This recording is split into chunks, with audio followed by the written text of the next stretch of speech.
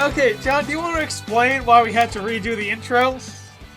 Well, you Schneider see, goes to the everyone, while I was very passionate to get into the start of today's discussion, my finger may or may not have hit the power button on the side of my laptop, which didn't allow us to continue the recording session without me being there. So that's why we're redoing this from scratch, you know? John, no need to lie.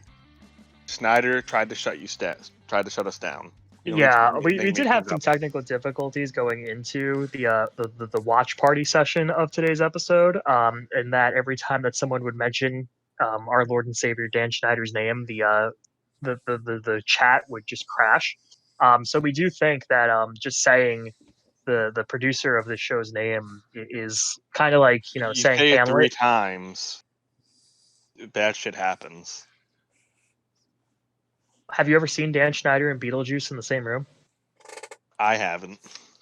I haven't. I think I may have. So welcome to the Schneidercast, everyone. Episode 2. It's been a while.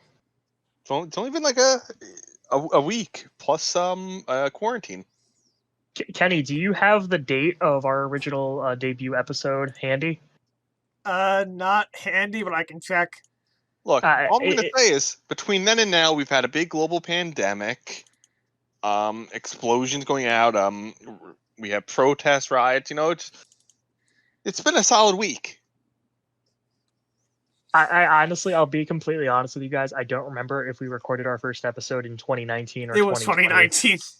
That see, the movie, the file I have is from 11/21/19. Okay, so we're consistent. it's been a little bit, but we're back. Better than ever. For anyone that has forgotten who we are, because it's understandable. It's been a while. You fall out of touch with people. My name's John, and joining us today are my co-hosts and my wonderful Schneidercast patrons. Nick, Yo. we got Kenny on the call. Hi. Is Kenny going to introduce himself? No. Cool. And then, it might be a little bit unconventional to bring in a guest on the second episode of a podcast, but here at the Schneidercast, we're anything but conventional. So we did bring our good pal Vinny along for the ride. Vinny, how you doing, buddy? Oh, fantastic! I'm really excited to give you some hot takes. So, just like me, Vinny has never seen the show before. Yeah, so I've also Vinny, can never you seen the tell show. us what information and knowledge you came into watching your first episode of Victorious with? Honestly, I didn't even watch the first episode. I started with the second one. I wanted to jump into a show fresh. We're in the middle of a quarantine. I wanted to start a show with no background information at all. And really, this is a Nickelodeon show. This is a show that was geared for This children. is a Teen Nick show. A Teen Nick show. And really, the thing that many children's shows has the privilege of is that you don't need to follow the episodes from the start of the show. You should be able to just jump in at any point in time and be able to understand what's going on. So I think from the outsider perspective, it'd be really interesting to see how easy you were able to pick up on all the character dynamics here in the second episode without knowing anything that happened in the first. Honestly, I'd rate the accessibility on this show 10 out of 10. Best in class. You can clearly tell the producer put a lot of care into this show. Well, there is a reason that we named our podcast after him, because clearly he knows what he's doing. I mean, it also helps that the characters are they pretty much dress exactly what their personality is. Just like everyone else in real life. Well, go into more detail about that, Nick. What are you like referring Jade? to? You can just look at her and say, you know what, she's probably mean, and mean to Tori, because she's got her Gears of War bag, which is definitely appropriate. So I figured we were going to save that for the end of the discussion, but since we just finished watching the episode and that was really something that stuck out to everyone.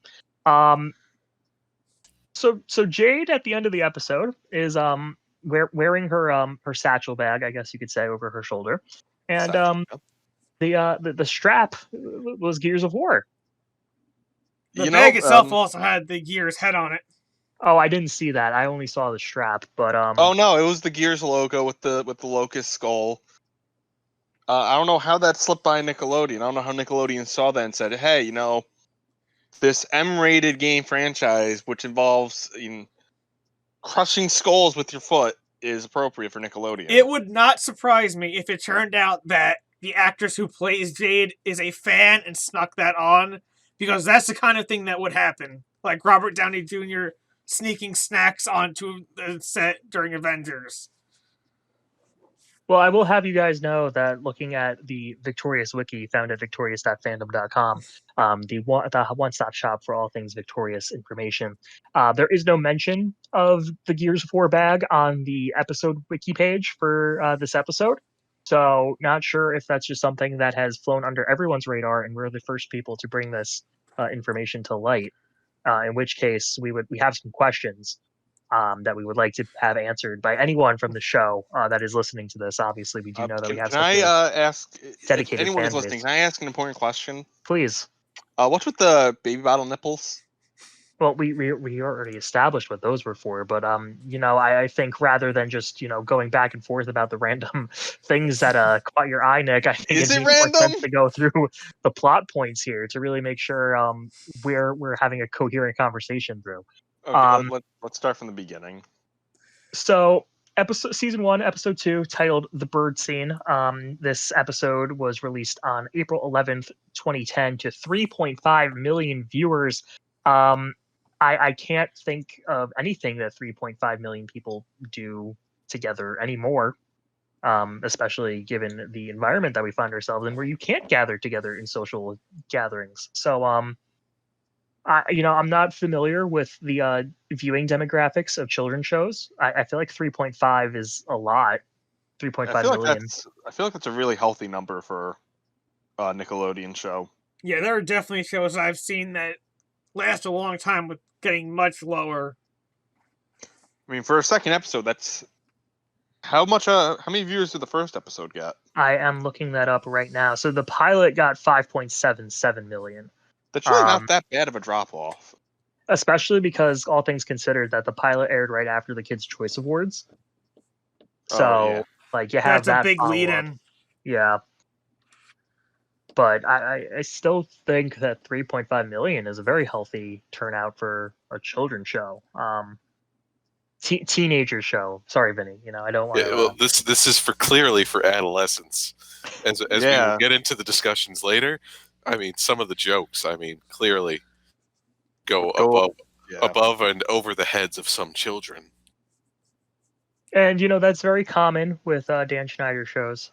As we were discussing off camera or off mic, I guess it would be the best way to say it. Drake and Josh and Zoe 101, Vinny's favorite shows, by the way. There was a lot of adult humor hidden in there. SpongeBob does that too. Really, you gotta throw some things for the adults, but you really have to wonder where the line's drawn between, is this joke for the adults that are watching with their kids, or is this just in there to see what they can get away with? Yeah, Or both. this show definitely toes the line. Definitely errs on the side of almost trashy humor, dare say. So it's been such a long time that I don't remember how we handled starting the episode conversation. I don't remember if we did just a general, thoughts before we went into the plot points step by step, or if we just went to the plot and then did an overcap thing at the end. Let's just do an overcap thing at the end. You just want to do an overcap at the end? Okay, so then we'll just go through the plot of episode 2 here, again titled "The Bird Scene." So the first note on the Wikipedia page, I'm sorry, not the Wikipedia page. This isn't a Wikipedia article, obviously. This is the victorious.fandom.com wiki, which, again, the one-stop shop for all things Victorious information. But this episode article is broken up first by talking about what the bird scene itself is, which is very important to set the stage for what this entire episode is going to revolve around. So the bird scene is a monologue that all new students at Hollywood Arts must perform in front of their class and pass before they can take part in any school plays. Although Tori did well each time, she asked if she did well twice, which resulted in her failing twice. Now, for a student to pass the bird scene, he or she must not question his or her performance and be confident that he or she did well, no matter what other people say. Now, obviously, this is a plot point that we do not know up until it is revealed at the end of the episode, but it is very important for everyone to know what the titular bird scene actually revolves itself around, which we do get to know very early on into the episode. But getting things started, Tori and Trina go into school excited to find the list of the play roster for the new semester. Andre has suggested that Tori try out for the lead in Moonlight Magic, a play Tori had originally worked on with Andre. This left Trina in complete shock as she thinks of herself as a brilliant actress. So there was a lot to digest before the theme song even hit in this episode. I mean, my I first think, observation was that Tori is a complete mess coming in. and not only that, Trina is not a good person. No, she kind of is a gigantic bully. Definitely a mega Chad.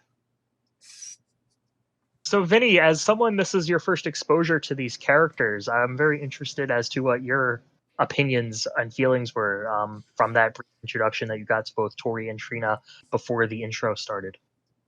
In Trina, you can clearly tell, the personality matches the name. She's clearly a very dominant woman, very assertive. Tori, on the other hand, just came in just a mess, just a complete mess, a nervous wreck. But man, she turns it around halfway during the episode. I wouldn't say she completely turns it around. In my opinion, she's still a mess to me. My summary: she's inadequate. So something that's going to be a little bit difficult for me to sort of steer this conversation along is that the wonderfully written wiki article that I am sort of basing this conversation off of does break the episode down into subplots as opposed to one cohesive sort of timeline here. So we are going to bounce back and forth across subpoints. But I do want to bring up the subplot of Tori's locker that is also going on during this entire sort of underlapping storyline, I would say, during the entire episode. But Andre, Beck, and Robbie tell Tori that she has to decorate her locker as it is mandatory, as well as a Hollywood arts tradition. And with no ideas in mind, Tori asks the guys what they did to decorate their lockers. Now, I'm going to read this word for word as is actually stated in the episode because it is very disturbing. Robbie made a mosaic out of all the baby bottle nipples from his childhood, representing his happier times, which creeps Tori out. Andre, on the other hand, installs a customized keyboard, and Beck has a transparent locker to show that he has nothing to hide. There's a lot to digest. There was also the guy who had half-chewed food in epoxy glued to his locker. Yep. Don't forget, before he showed that, he casually slid directly behind Tori, leaned in, and whispered something about seeing his locker. And Tori, just being the oblivious new girl that she is, just says okay and turns around to see the pre-chewed food stuck to his locker. Now, I don't know if we've gotten his character name. It is an actual introduction in the first episode. Again, it's been quite a few months. But I do know, based on my previous watchings, that character's name is Sinjin. So what I wrote down is that Sinjin is needs help. He needs a lot of help. You can say that on every character on the show, though. They all need help. He's not that out of place when you compare to Robbie and his baby bottle nipples. Would you be more disturbed to walk through your school, Nick, and see a locker covered in baby bottle nipples or pre-chewed food? To be honest, I think they're both probably tied to me, now that I think about it. The only one that I actually kind of liked was a transparent one, because even depending on what material it's made of, that could actually be helpful for security. I'm not a big fan of it. I feel like he's asking for stuff to get stolen. I have to question, one, how, So Andre's locker has a fully functioning keyboard. Why? Wouldn't that be annoying or Because he disruptive? plays the keyboard. I understand So why, because he plays the that's keyboard, so he has a keyboard. Robbie is a disturbed individual who's going to become a psychopath, so he has baby bottle nipples. It matches their personalities. and what about Sinjin? He is just a complete disaster of a person. So his locker looks like a disaster. So I do have two other notes that I wanted to bring up before we do progress with the plot here. First things, the principal does come out to ask Robbie and Andre about the squirrel that is back. Why is he going to two students to deal with pest control instead of, I don't know, a janitor or any other adult that works in the school? Well, there's only one other adult who works in the school.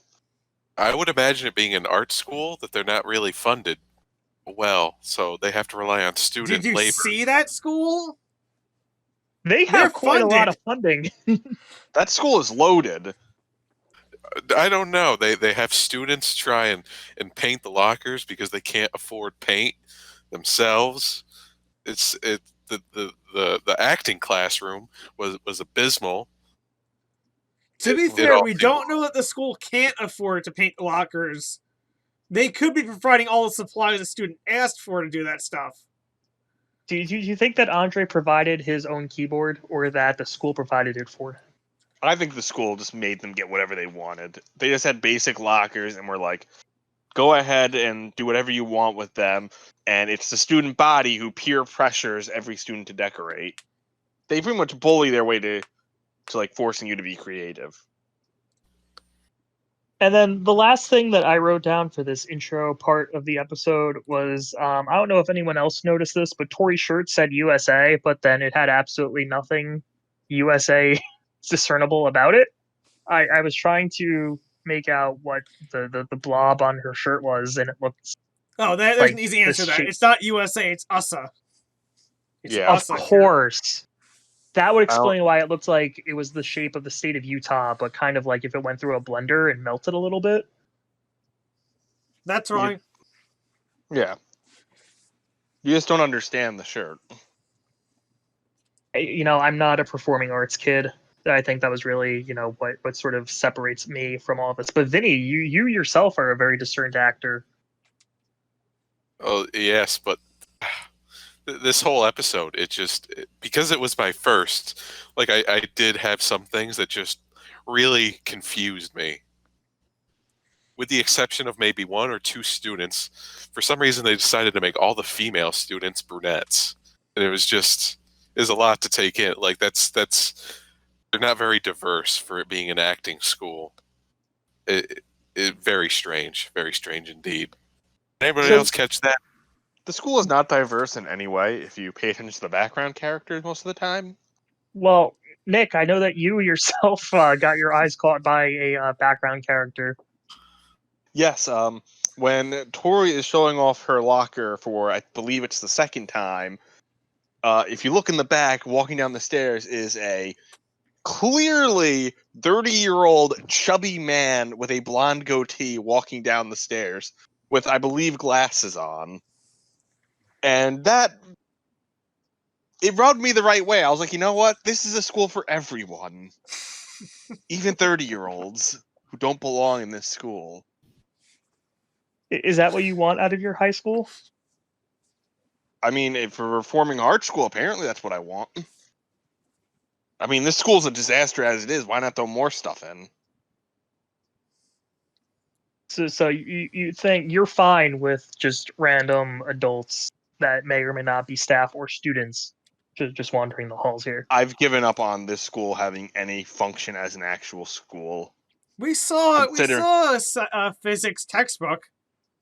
Yeah, but we were gonna have we get to seen that. any other teacher? That middle-aged guy with in the background. That was not a teacher. I refuse to believe that was a teacher. Well, what do you think his name is, Nick? Let's give him a character arc here. I'm gonna go with Trevor. Think I- Trevor I was held don't know. back a few years? Trevor's a little confusing. Let's just go with a basic background name, like a Steve. I like it, Steve. Steve? Does Steve participate in any sports, we think? Oh, come. Like, this school has sports. But, like, what about a hobby? Like, you think you like scuba diving? You know what? That's a very He's a California swimmer. hobby. Yeah, he's a swimmer. So we can call him Scuba Steve then. Okay, good to know.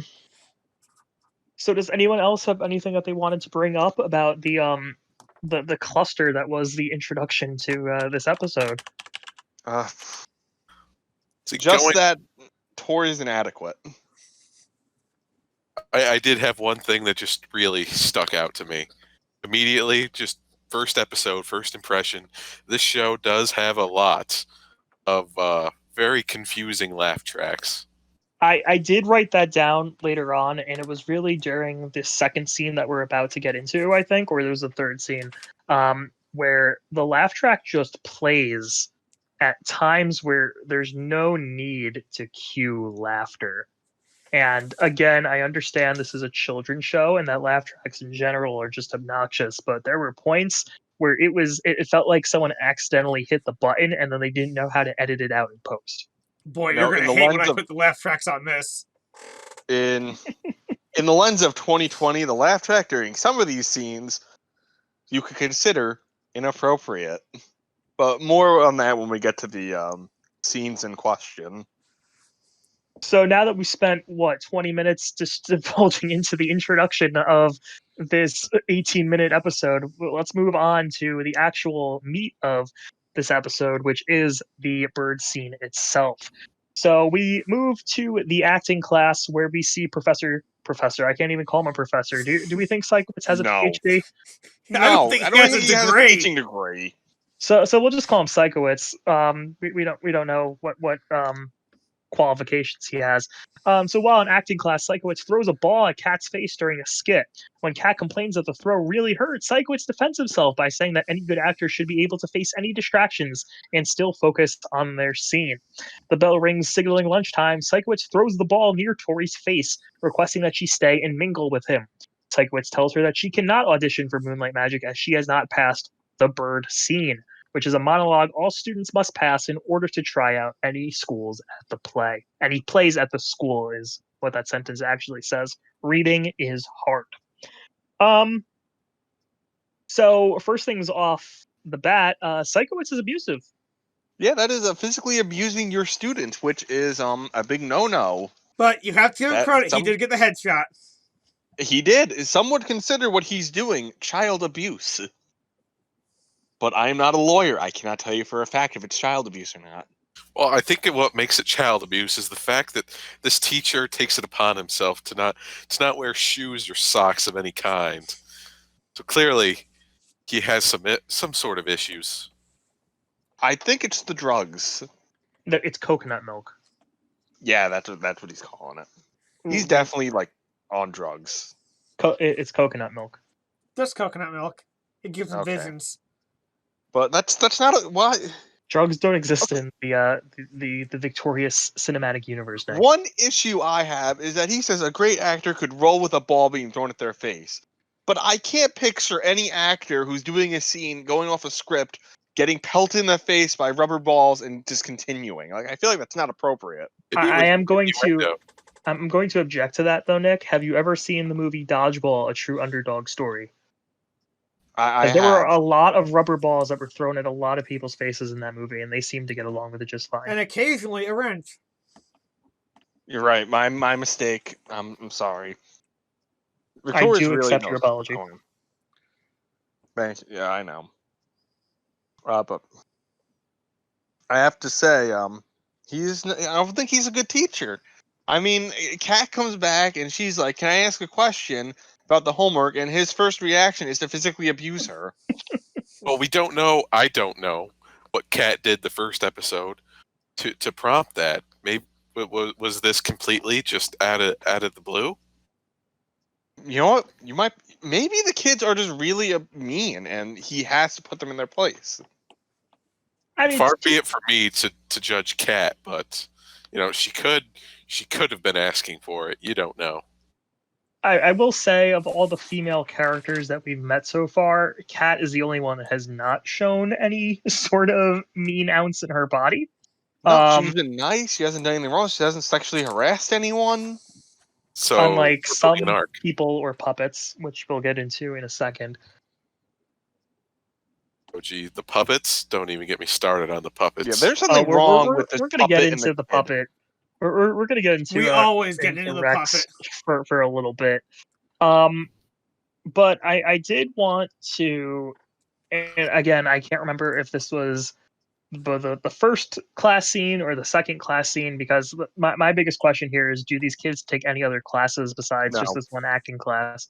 Besides the fact that we saw that a nondescript physics textbook was in Tori's locker for some No, reason. they also have ballet. That is That is true. I totally forgot that was the entire subplot of this episode. So do they just sign up for classes whenever they want? Like, I don't So understand how my this understanding is that this was the first start of the semester. So schedules are still in flux. It seems like.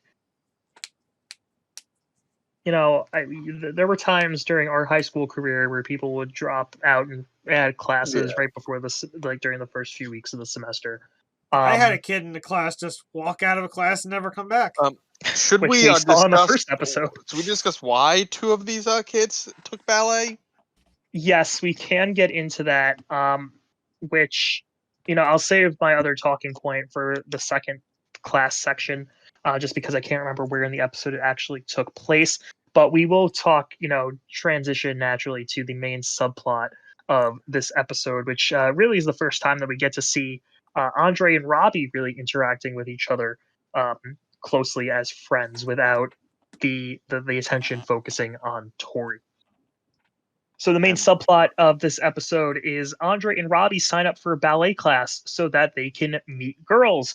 However, many other boys had the same idea, and the class is filled up with boys. They are unable to quit the class because if they do, they'll fail. When, for once, a girl actually comes in, all the boys in the class mob her. Andre and Robbie try to impress her by doing a difficult ballet dance, injuring both of them badly. They end up hitting each other in the groin area and had to be iced off afterwards. Okay, so this whole subplot is just filled with not appropriate. I'll say that the concept of them taking it to meet girls is kind of a cliched storyline that we've seen before. I'm gonna go do this thing that girls usually do to meet them. It's like, oh wait, all these guys had the same idea. That's not really too bad, but the fact that all the guys mob the one girl as soon as he walks into the classroom, that's a little bit suspect. Like, they don't just walk over; they run over with their hands sticking out, ready to rip and tear her apart. And she did scream, and the teacher proceeded to just stand there and shake her head rather She than. was just like, "Aw, shucks, boys will be boys." But also, the fact that she showed up to class the next day without any sort of problem with everything that just transpired the day before. I think that's the way society is. She's stuck. She has to go in because if she drops the course, she gets a 0. Well, we do live in a society. We live in a society. And so, speaking of sexual harassment, can we take a moment to discuss this puppet? Yeah, so I wrote down, why is the puppet allowed to sexually harass everyone through Robbie? Which also leads to the overarching question: is Rex like a Stewie situation from Family Guy, where everyone can understand him, or can Robbie only hear him when he's not attached to him? This is definitely a ventriloquist situation from the Batman villain, where Robbie is not an actual character. The puppet has taken over him. So Robbie is the actual puppet. Yeah, pretty much. His mind has been so warped by this stupid puppet that he doesn't function without him. He just doesn't. Yeah, but puppets have also been seen in Snyder's other works. He consistently uses the puppets the same way. It's still just a storytelling device. I don't know. I think Robbie could exist without the puppet. I just know that the puppet is way too overused. Robbie is a simp for the puppet. Vinny, can you refresh my mind? What other puppets were used in Schneider's previous? Well, in Drake and Josh, I remember there being one particular episode centered around a puppet. Now, as I'm for gonna look that up. iCarly, I have never seen iCarly, so I cannot speak to that fantastic work. But I do know that these precedents have been set before by the producer. There was Puppet Fever back in Drake and Josh. I did not remember that, but see, Vinny, this is why we brought you on for the second episode, because you have these these knowledge nuggets just ready to throw into the conversation.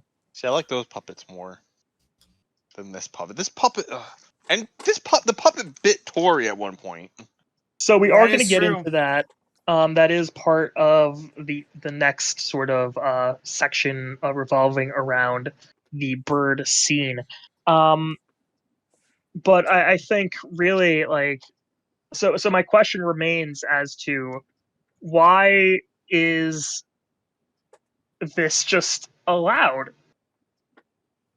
The sexual harassment from the puppet. And even if this is a situation where Rex controls Robbie rather than Robbie controlling Rex, I feel like Robbie as the human being in the situation needs to be held accountable. He does. The school has a serious problem. Like, they just let him get away. They're like, well, it's a puppet. He's allowed to, to harass the girls. It's funny. It's a puppet. Lol, it's a And like puppet. the It can girls do were what like, it okay, wants. like I meant like if I remember correctly, Kat was like, how come I'm not sexually harassed? Pretty much, and he's like, I don't do it to every girl. And like she got defensive, like it was wrong that she didn't get sexually harassed by the puppet. Well, maybe that is the norm at the school. The girls are just used to it. Yeah, this is the world that Schneider has created. Yeah, nobody said the world is a happy place. Like the producer really does know how to produce a realistic world. And mind you, that this episode did air in 2010. So we're 10 years from this episode debuting. And for all the cliche stuff that we did see in this episode, I do have to give credit to Rex for really bringing up gender identification issues by making sure that he said multiple times that, quote, "you don't know what I got," really bringing to conversation the questions as to what everyone's gender identification is that we have seen Yeah. rise in popularity over the last few years. Maybe Rex is bi. Maybe he doesn't identify as a boy or a girl. We don't know. I mean, he's a puppet. He has that nothing down there. Whoa, whoa, whoa, whoa! We don't know what he's got down there. He's made that clear. but before you called the puppet bi. It could be. You realize that bisexual doesn't mean that you identify as both genders. I know, but we don't know what he likes. Well, We sorry, haven't what it seen likes. him. Clearly, we know what he likes. We have not seen him sexually harass any of the male students. Now, does he? Well, we we don't don't know know. what Does happened when he it took Robbie to the identify as a bathroom. boy, a girl, or just as a puppet? I think he just identifies as a puppet who's think friends with a boy. And Or are who they more likes than to- friends? Maybe Well, I think we have to watch more to understand that relationship.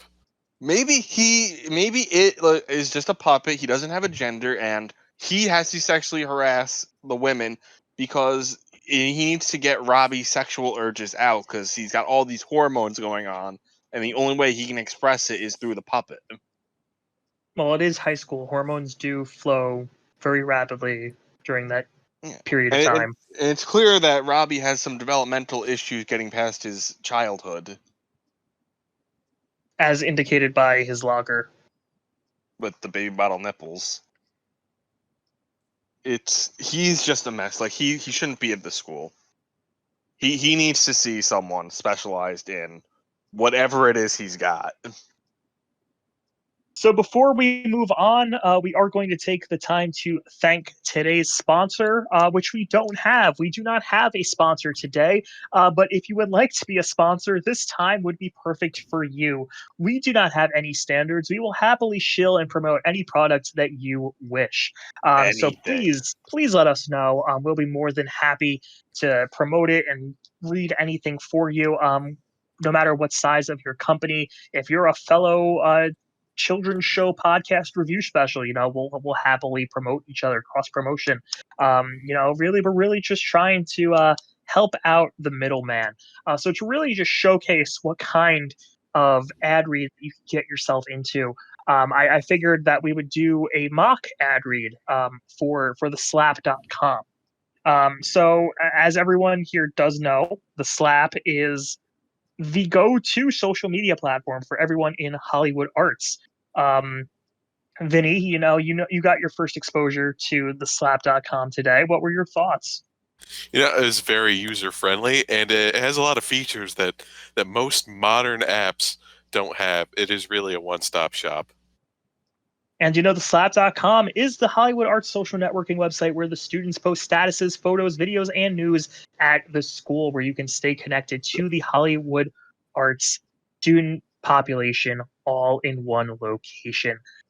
It's similar to Facebook, MySpace, Twitter, YouTube, other social networking sites, but you know what? Those ones, inappropriate for children. The slap.com is where you need to go to get the 411 on all things Hollywood arts. And if you go to the slap.com today and sign up with the promo code Schneidercast, you will get absolutely nothing for free because the slap.com only redirects to the nick.com Victorious webpage. But again, we're happily ready to promote any sort of service or products that you'd like us to cover. You guys think that'll get us any sponsors? Absolutely. Raid Shadow Legends will just go to anyone with a heartbeat. We can't now. They're not going to sponsor us, Nick. You just badmouth them. Like that'll stop them. Kenny, make sure to edit that out in post. Just edit out the word. Just edit out what the product. I'll replace it with something else. Please, thank you. Because we definitely I'm sure. Just whatever it is, just put something over that. We absolutely wouldn't want Redacted to not sponsor us. Of course. So does anyone else have any other comments on the ballet subplot before we move back to the bird scene? Just one quick thing. Not very appropriate of them to, when they first brought up the ideas of ballet, to shame Andre about wanting to do ballet because it was too feminine. Come on, whatever your name is, cool guy McGee with the transparent locker. Why are you judging? I felt like Beck wasn't judging as much as Robbie was. Robbie was just very as to why Andre would do this, and Beck was on the same page as him the entire time, was just to meet women. But I, for one, just found it a little bizarre how there was one female that managed to sign up for the class out of the entire student population. Maybe, we don't, maybe how many it's people possible go to the that school? they specifically put all the men in a class together because they knew they all signed up for less than spectacular reasons. I mean, we don't know she what just accidentally walked into the wrong class. I mean, we don't know what the demographics of the school are. They could just be a lot more men than women. Well, we do have your friendly 30-year-old background Steve character walking around, so... Yeah, Scuba Steve. The last thing that I did want to mention is that nutshots are still funny, and I don't care what show it is in. I laughed hysterically at that scene, and I don't care that makes me a child. Okay, I think we can move back on to the main plot line of the bird scene. So, in between all of the wonderful ballet events going on here, we do have Tori going throughout the week, performing her lines well and inserting genuine emotion for the bird scene, yet she never gets it right. Every time Tori asks Sikowitz, he says that she did a fantastic job, but she didn't pass the test. Tori's friends are unable to help her as all students took a pledge that they would never help anyone with the bird scene. A frustrated Tori goes to drastic measures. First, she gives Kat several red-hot candies and handcuffs her to a railing, telling Kat that she will not give her water unless she tells her the secret to the bird scene. Tori then flirts with Robbie as he has a massive crush on her, but he escapes by claiming that Rex has to go to the bathroom. There's So a lot. There's a lot to break down. I think the main takeaway from all this is that, Tori is only friendly to people when she needs something out of them. That's what it seems like. Every interaction with this episode was just her trying to force them to help her, whether it be by handcuffing Kat and leaving her on the stairs, or trying to use sexuality to prostitute herself to get answers. Well, Kat was a little too eager to put on handcuffs, and that's another thing that's between her and a licensed professional. But Tori was also way too quick to give up on the torture. All Kat had to do was ask once, and she was uncuffing her and giving her water. Well, she didn't uncuff her. She left. Remember, her. she just gave her the water and then just left. I really hope they carry this plot over to episode 3. Like, she better hope Scuba Steve doesn't come down the stairs next, or who knows what'll happen. He'll sniper from across the room. I do want to say that 2 episodes into the show, the only character trait that Kat has shown is stupid. Stupid and incredibly naive. She's nice, at least. Well, that's better than Tori, whose main character trait is being the worst at everything she does. Would you... 2 episodes in, where are we putting Tori on the totem pole here as far as the worst goes? Is she above or below Trina at this point? I mean, she's above Trina just because Trina has no redeeming qualities right now at all. And then where does Jade fall in this hierarchy? She's at the top. Yeah, Jade is the best. She just drops the truth. So right now this totem pole is Trina at the absolute bottom, and then Tori right above her, and then everyone else with Jade. Well, I mean, Beck is right next to Tori to me. He just seems very bland to me. Well, he has no secrets. Seems like stereotypical. I'm the cool kid. He's got no secrets to hide. His locker is clear and open, just like he is. Yeah, okay. He seems as open as the opposite of his locker. I couldn't think of anything. The opposite of something that's not clear? Yes. You couldn't think of something that isn't clear? Yes. What about your ability to think of similes? That doesn't seem really clear to me. It's not. My mind is like Beck, not clear. So somehow during this entire altercation, in an attempt to shut Rex up, Tori puts her hand on the dummy's mouth and then somehow it bites her. Yeah, though no explanation of that. And then I'm surprised that Robbie didn't give into her flirtation. Which, again, leads back to the question of who's really in control of this situation, because they left because Rex had to go to the bathroom. And again, you don't know what he's got, but he had to go. Well, maybe it's just a classic case of internal conflict. A lot of high schoolers have that. Like, it is true. What he wants is in front of him, but he doesn't know how to do it. He doesn't know how to react. And not many high school students have this vessel to really manifest their primal urges through, like Robbie does with Rex. So maybe all these kids really are like this internally, but he's the only one that knows how to channel it and let it exude itself. Yeah, it's very obvious with him because of the puppet, how he feels. Or how the puppet feels, I should say. So this goes on for the remainder of the episode. Tori proceeds to be a terrible friend and only try to leverage herself over everyone else as the new kid because she doesn't know what's going on. All things considered, she's kind of in a shitty situation where she's not told how to decorate her locker or how this scene actually involves itself. But you'd figure that either the teacher or someone would be able to sort of give her guidance, but at the same time, she's not handling this the right way to actually get that help that she needs. But after her third failed attempt at the scene, Tori explodes with frustration, telling Sikowitz that her performance was great regardless of what anyone says, now beyond caring what he has to say. Sikowitz then applauds her along with the rest of the class. Sikowitz tells Tori that she had passed the bird scene and that the moral of the scene is to believe in her own choices as an artist. I kind of feel that the moral of this entire project is flawed. Yeah, when I was watching, I was thinking, this isn't gonna make you better. This is just to discourage you and make you not want to act. I didn't get that kind of sense at all, actually. The line specifically stated, an artist only has to please himself. That was the first thing that was said. I think that is the producer of the show trying to speak to the audience.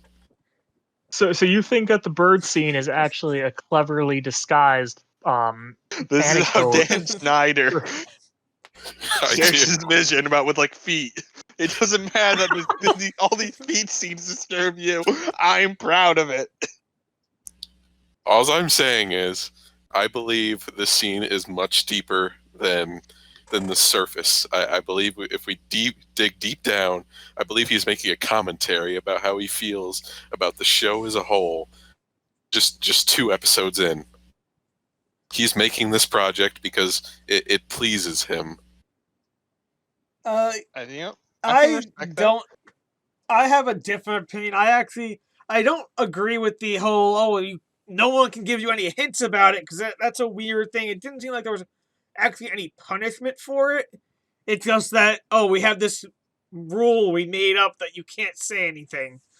But I think as a concept, the idea that an artist should only have to please themselves is something that was actually kind of valuable.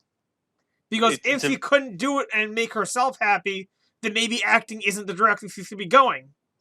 I mean, the value of the lesson is good, but how it's done, I think, is horrible. Like, if they pretty much say you can't do this unless you perfect this scene. So the thought isn't going to be, I want to make myself happy. It's how can I get into the show?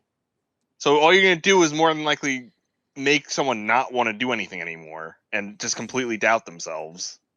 This entire experiment, I guess you can call it, really just reeks of a hazing process that all these kids had to go through, and rather than someone stepping in to realize that there's a problem here, they figure that if I had to go through it, then everyone should have to go through it. Yeah, it's hazing. It's clear-cut hazing, and it's just meant to bring them down until they reach an arbitrary breaking point. Yeah, peer pressure clearly works at this school, and it's tradition at this point. Honestly, everything at this school seems to be peer pressure based. And only 2 episodes in, we can only imagine where it's going to go from here. Like, let Tori not decorate her locker. She doesn't want to. Like, come on. Also, thinking back to the first episode, the only reason Tori is here is because she was pressured to perform at the showcase in the first place. This whole show is just peer pressure the show. Or how to not handle adversity. Like, if you don't want to do something and all your friends tell you to do it, just do it. Exactly. They're always right. That's how we got Vinny on this podcast. That's different. When we do it, it's okay. Full disclaimer, Vinny is here under his own volition. He can leave at any time he wants. We are not holding him to a contractually obligated appearance. Now, if you want to see something that I'm forced to do, please tune into the Theory Cast, where we discuss all things Big Bang Theory. That's a spin-off for a later time. Yes, it's going to be beautiful. I think that one's co-hosted by my main man Alec, the biggest Big Bang Theory fan that you will find this side of the Mississippi. If you remember correctly, we renamed Alec to Young Sheldon. Yes, yeah. Which we still haven't gotten response from the official The Young young Sheldon Sheldon Twitter Twitter account. refuses to acknowledge us. But Speaking of which, Pitbull also refuses to acknowledge me, which I think that really that should be our end goal here. We do have some goals in mind as to where we want this entire podcast hopefully project by to go next out week to. we can get Pitbull to be on the show with us. That's one of our short-term goals. Our long-term goal is to really hopefully get someone that was involved in the making of this show, whether it is one of these fantastic actors or actresses to join us, or just a cast or crew member, even a minor. Maybe we can get the guy that played Scuba Steve walking in the background to join us. That'd be pretty cool. I Um, would love Scuba Steve. but obviously we are setting our goals in a realistic manner, so we are our first sort of barrier to hop down this staircase is to get Pitbull to join us next episode, which we think is a very realistic possibility. Long-term goal, get another episode out in a reasonable amount of time. Well, we do have to work with Pitbull's schedule, obviously. Yeah, he is Mr. Worldwide. He's got the world right now is in chaos. Mr. Worldwide is trying to do everything he can. So a few things to unwrap about the bird scene itself. Just this final attempt of the bird scene. How did Tori manage to train a cockatoo in the span of 24 hours to fly to her on command to perform this final scene? In my notes, I put theory. down how did she train a bird in like a day. Also, going one quick thing, the second time she does the bird scene, she uses a fake bird and she throws it out the window, and the janitor comes and yells at her. And I just want to know, why did they go with the stereotypical brown janitor person? Why does janitor have to be in a stereotype? I mean, it's the show comedy. was very forward thinking. At least they went with a different, a more diverse type of janitor than you would have expected. Like they made an Indian be the janitor with an accent. And name one with other his show accent with an clearly just Indian being there janitor. for. I mean, the accent is just there for laughs. I mean, that's the only reason they picked him. I can imagine. That speaks to the larger point of this issue, where they made like 6 different jokes about accents, and it's only the second episode. Like, verbal discrimination is a thing, and this show has no issues just using accents as a joke, as a punchline. That is true. We didn't touch base on it while we were talking about the ballet class, but the instructor for the ballet class was a French woman with a very thick stereotypical accent, which both Andre and Robbie made fun of her behind her back for, which the laugh track proceeded to laugh at as well. Something that might not fly in today's environment, some would say. Probably fly still. I mean, no verbal discrimination is not something people really care about that much. I mean, yeah, if you watch The Big Bang Theory as much as I do, you know that it's still largely part of today's culture and comedy culture. Vinny, did you come on here just to promote your fake podcast? Like, is this your launching point to start your own offshoot? I clearly know. I clearly watch a lot of TV, and it does influence me, like most Americans, and that's why I wanted to jump into this show with you guys. Some passionate fans. Well, anytime that we can get such a well-versed TV expert as yourself, Vinny, we are more than happy to have you join in on the discussion. The last thing that I have to note about this entire scene, the entire class applauds Tori after she stands up for herself, and Psychoid says that she passes. If you noticed, Jade was also clapping for some reason, which goes against her entire character. That's just poor directing. And it's not like this is a change of character for her, where we start to see her become a nicer person towards Tori, because the next scene immediately after this, she is back to insulting her. So I have some questions as to why she was given the direction to applaud and support Tori. That was just that the actress is really happy with Victoria Justice. I'm so proud of you, Victoria. Oh, so it was Yeah. Elizabeth Wahlberg. Gillies was just very excited with Victoria Justice's performance. Yeah, here's a fun fact I just found out. They actually made Victoria Justice do the bird scene in real life and just bullied her into submission. That's why they were clapping. It was the first time she actually defended herself. Even though when you think about it, she was defending herself the other time she did the bird scene. You Just know, saying. she questioned why she was wrong, but she never said that I was great. You know, I I think mean, that was really the breaking point. it was implied that she thought she did a fine job, but like I think it's a valid question to ask what I did wrong. It is, but as we've come to learn, there's nothing valid or normal about this institution of learning. I would argue this institution is not going to educate anyone. Is in fact going to cause issues down the road for them. I would Primarily argue that Robbie. this is an institution and not an educational one. I would argue further that these kids belong in an institution and not an educational one. Not Jade. Jade, I think Jade could be fine outside. She seems fine to me. She seems So the only anyone sane else one. have any other comments on the bird scene subplot? I just think it was flawed. The message was good, but just the execution was just not there to me. It Yeah, seemed it more was- like just bullying. it was missing a lot of key details that are supposed to, build character development. This episode seemed a lot more centered around its core message than its actors. Like they should have gave like some hint to Tori that she needed to believe that she was doing a good job instead of just saying, "Nah, you did wrong. You're terrible. You're not terrific." Ask Jade. Jade's terrific. And really, the lack of direction or support from her friends or her instructor, really leads to her being a terrible friend towards everyone else to only use them for her own personal gain. So maybe that is something that we'll see develop later on throughout the series of Tori actually being a decent human being towards the people that consider her friend.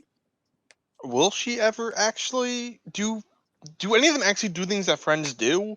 Because so I far mean, we're every gonna scene have to find out. has just been them trying to get someone else to do something for them, except for Kat. She just I feel like Andre has shown some decent-ish character traits as a human being. he seemed like a decent person until the sexual harassment. That would sour your feelings towards a lot of people. I agree. He seems like he'll sexually harass the girls, but in a more like smooth way, like a nicer way than Robbie. I mean, joining a ballet class just for girls is a little scummy. I mean, he was one of them that ran over to the girl. Now, did he run, or was he just caught up in the mob? Because everyone sort of just encompassed that poor girl, who I mean, we're probably never going to see again. Honestly, Mob mentality was definitely a big part of that scene, and it really does speak to I don't even know what to call it, sexual violence in the culture. It's the power of peer pressure at the school. Clearly, this school has no adults. It is run by the kids. is Psycho not an adult to you? I don't consider anyone who's tripping on coconut milk all the time to be fully capable of being adult in this school. Yeah, you Would can't just like trust to a point man out in their shoes. that I would just like to point out on the trivia section of this wiki article, which has absolutely nothing to do with the conversation on hand, but I think that this line is too good to not mention on this episode. This is the first episode where someone breaks the law. In this case, Psychoids throwing balls at Tori and Kat can be construed as teacher attacking students. Can be construed as it is a teacher attacking a student. I'll allow it. I'm a little concerned at how it's labeled. This is the first episode where someone breaks the law, which leads us to question Wait. how many more episodes people are going to Psychoid break broke the law in the first episode when he broke into the classroom. I mean, if it's his own domain. You're not allowed to break into a school, even if you are a teacher. Like, if he left the window unlocked for himself, and he just entered through the window, there's really nothing illegal about it. It's true.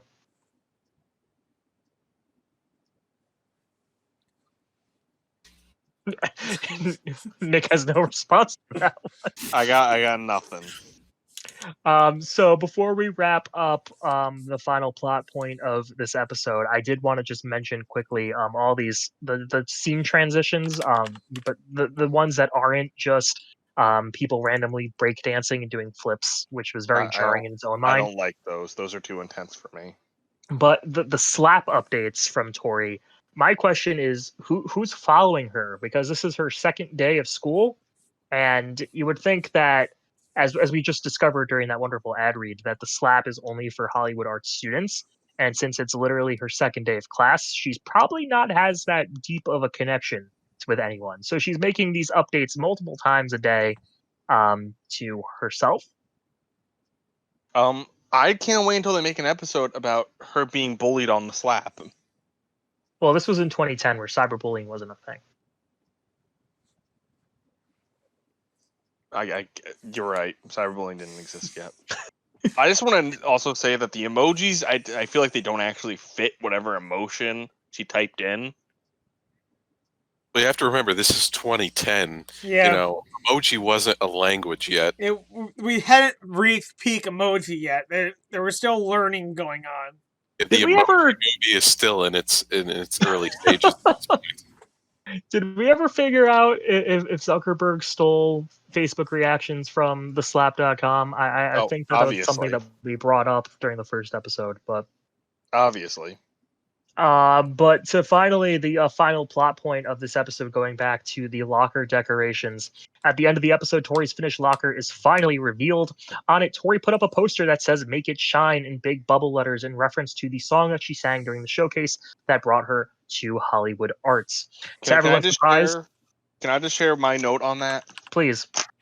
It was I wrote down boring. Yeah, me too. I was also very disappointed. Now, it does match your personality, bland, but it still bothered me.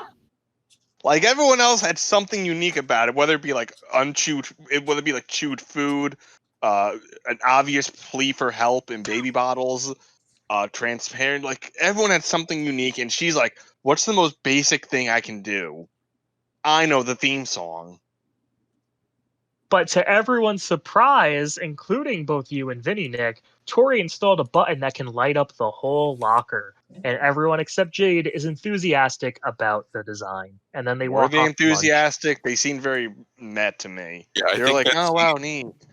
Jade, at least, Jade, like the best character she is, came out and just said that it sucked, and I agree with her. She was the only one speaking the truth. definitely speaks more to Jade than it did to her. Clearly. Mm-hmm. What are your thoughts on it, John? I mean, I'll be honest, I didn't go that deep into deciphering what the locker looked like. I figured for the character that she is, it makes sense. You know, I feel like you guys said everything that there is to really say about it. I mean, it's at the end of the day, it isn't anything too special, but you know, I don't think that I would walk by that locker and be freaked out like I would walking past one that has regurgitated food on it or a bunch of baby bottle nipples. I thought it was fine. At least it wasn't screaming of psychological damage. Honestly, now that I think about it more, I think it's gonna be a problem. I think with her character going in the future, where just off her locker's blandness and how boring it is, she's gonna be a boring character. She has to be like the new straight man character who's just no crazy personality trait. She's just there and is like, "Wow, what a crazy thing at the school! I can't believe another girl got raped by a puppet." Oh, Robbie. You clearly just echoed my thoughts. It really was just disappointing, and I really hope they revisit it in future seasons. So that does it for episode 2, the bird scene. So I guess like we can go over the episode as a whole. You know, for Kenny and Nick and myself, we can compare it to our thoughts on the first episode. But I want to start with Vinny. You know, as your introduction to this show, just your thoughts on the characters and what you'd like to see more of. Well, I mean, I would just like to start off by saying clearly, I'm definitely in for episode 3. They We got them, boys. We got a new cast member. Vinny, I wanted to, sort of keep it underground, but we would like to offer you a permanent position as a co-host of the member of the Schneidercast here. I would be glad to offer my opinions if you think they help move the conversation forward. I mean, I know, I hope it doesn't conflict with your Big Bang Theory podcast. Oh, that's just another side gig. I really do like to sink my teeth into some hit shows. That's what I'm passionate about. I'll just say this. Let me know when Big Bang Theory gets 3.5 billion viewers, okay? Will do. So, I guess just to summarize my thoughts on this episode compared to the first, from what I remember, I think I like the first episode more. I wasn't a big fan of the bird scene in general. Like, I didn't find Tori's scenes that funny. The only bird scene that I enjoyed was when she yeeted the bird out the window. But The then rest that of it was- enjoyment was ruined immediately by the janitor character. Yes. The Oh. not appropriate character.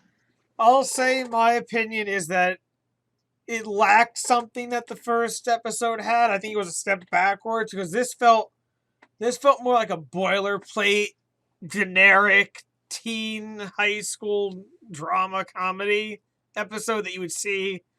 I'm sure we're gonna see this type of episode 100 times. Well, that's very forward thinking of you, Kenny, that the show got 100 episodes. What I'll say is I definitely do agree that the first episode, the pilot, had a lot more going for it, and obviously that makes sense because it's what you have to do to really get that audience hooked. This was a very paint by the numbers, cliched, typical, show for this audience. There really wasn't anything too crazy, anything, that's gonna really push the plot forward going. There was some, further development of the characters here. We do continue to see that Jade and Tori do not like each other. And that is something that I can say will be continued to be explored throughout this show. But I will say that, I think I did echo this in the first episode. And again, it's been quite a few months since we did that. But I did think that I mentioned there that Psychowitz is the best character on the show. And I think that it continued to prove so in this episode. Absolutely.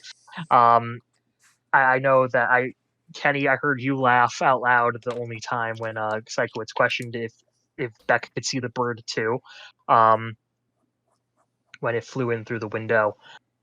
So he's definitely my favorite character by far, and I think this was a good episode to really continue to establish his presence.